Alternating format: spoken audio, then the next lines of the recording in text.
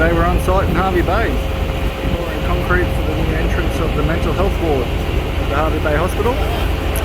It's been reinforced with SteelX at 7 kilos a cubic metre.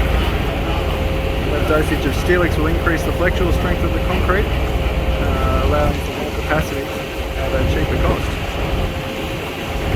As you can see, there's no need for mesh setup as would normally be required. Remove all that mesh and it just comes pre-reinforced out of the truck with the SteelX dosage straight in there at the plant.